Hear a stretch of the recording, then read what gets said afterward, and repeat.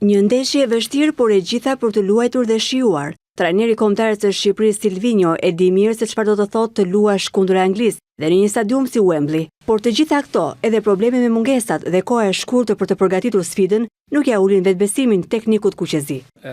Është e vërtetë që kemi patur probleme me Ismailin dhe Kumbullën, por do të vendosim gjithçka përpara ndeshjes, por kemi dy mbrojtës të tjerë si Ajeti dhe Miaj që luajnë mirë në atë pozicion. Nuk kishim shumë kohë për ta përgatitur, por kjo kohë duhet mjaftoj. Nuk ka kohë jo vetëm për Shqipërinë, por për gjitha kombëtarët. Do të jetë një ndeshje e vështirë, por edhe të rrejtëse, do të jetë e vështirë, por jemi gati.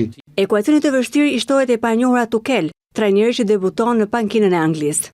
Kemi studuar punën e Tuchel dhe kombëtares së Anglisë. Është një trajner që pëlqen të luajë në sulm dhe ka lojtarë shumë të mirë në dispozicion.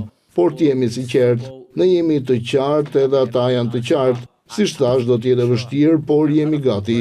Nuk na intereson sistemi i lojës, por lojtarët, pasi janë ata që lëvizin në fushë dhe kundërshtarët janë shumë të fortë për mënyrën si luajnë. Do të jetë një sipërmarrje e vështirë në mbrojtje, por edhe në sulm. Ne kemi punuar në dy aspektet, por është një ndeshje që duhet shijuar në një stadium të mrekullueshëm.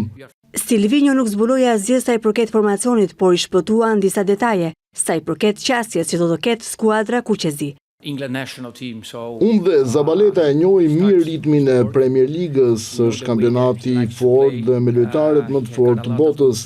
Është e sigurt që nuk mund të luajmë 1-1 dhe jo vetëm kombëtarja e Shqipërisë, por edhe shumë skuadra të tjera nuk mund të luajnë 1-1 ndaj Anglisë. Ne kemi përgatitur ndeshjen tonë.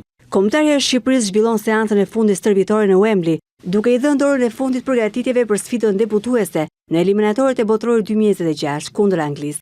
Gjithsesi, Silvinho do të vendosë formacionin vetëm përpara ndeshjes, kur të jetë i sigurt dhe për gjendjen fizike të gjithë lojtarëve.